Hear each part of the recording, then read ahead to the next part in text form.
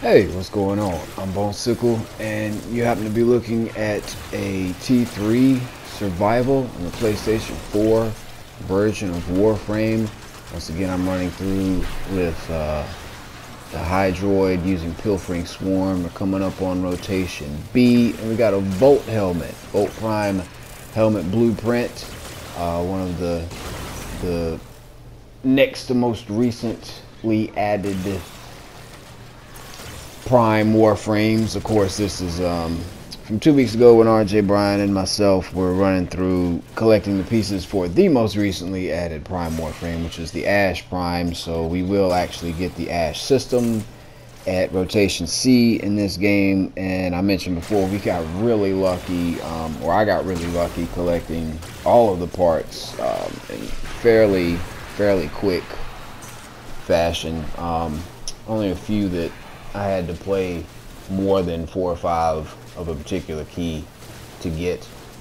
And then of course I bought the Ash Prime blueprint just because I was having glitches in the void defenses for a while, but that seems to have been fixed hopefully. But the last video we went through a T2 survival and we got the Ash chassis, and we finished that and we're like, well, let's move on to T3 survival and getting the Ash system now. And this is the same day or later that day or the next or something. So anyway, you notice I am leveling up the Carrier Prime in this video, and as mentioned before, they added some really good mods that I wanted to have equipped on my Sentinel. So between maxed out redirection, maxed out vitality, good defense mods and stuff like that, and I wanted to have maxed out animal instinct on it, and a decently leveled up sanctuary. And between all the stuff that I wanted to fit on it, I ended up needing to put 4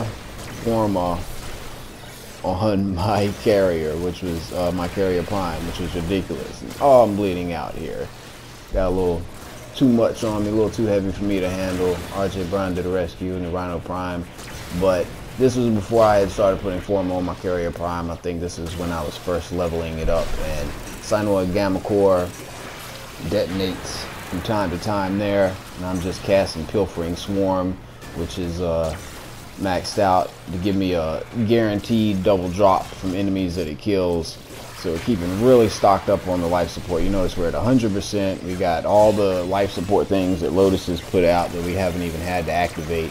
And we were planning on leaving at 20, so 17 minutes and 30 seconds through, we got 2.5 minutes left. We're already at 100. Usually this is when we'll just start heading toward the exit and go hang out near the exit, so that as soon as that 20-minute mark rolls around, we can go ahead and get out and do something else, come back if we want to come back or whatever. So nullifiers don't bother me because I'm in the Hydroid, and yeah, I'm still taking quite a bit of damage in this video. Using the Soma Prime, you can see strapped across my back, and my trusty Dragon Nikana. I've already put 2 Forma on my Soma Prime to get that where I want it. Same thing with the Synoid Gammacor, and the Nikana Prime was recently confirmed that will make its way into our version of the game at some point in the future. Don't know how long, but definitely is supposed to be coming. I'm really looking forward to finding out whether or not the Nikana Prime is better than the Dragon Nikana. I want to see how those two things compare to each other, because I'm a big fan of the Dragon Nikana, and that's pretty much all that I use for melee. I am thinking about beefing up my what is it, the Boltus that we recently were allowed to build by combining the Boltor and the Cronin, because I'm a big fan of the Cronin. I still have my Cronin that I put a catalyst on and modded up fairly well, but that's a slash based weapon, and as far as that goes, the Dragon Nikana does, my Dragon Nikana does a ton more slash damage and stuff. So the Boltus does a different damage type, and I'm thinking about maybe beefing that up and checking that out at some point. So we got a minute left. Doesn't really matter what we do at this point, whether or not I kill enemies. It's just, we're just waiting for that 20 minutes to roll around so we can head out of here. And of course, these enemies don't want us to leave. They're not done playing with us, but we're murderizing them fairly successfully here.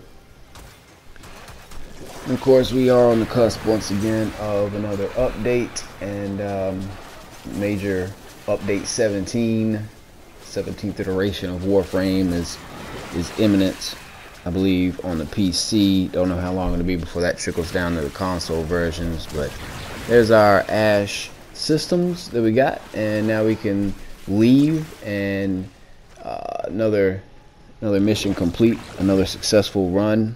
And I'm really looking forward to seeing eventually when we get a new solar map and the void explodes or whatever, and we don't have void keys that we have to do to get prime stuff. Don't know how that's going to play out, but we'll see. But in the meantime, still doing things this way and enjoying it as it happens. So we got what we came for. That was another video. Thanks for watching.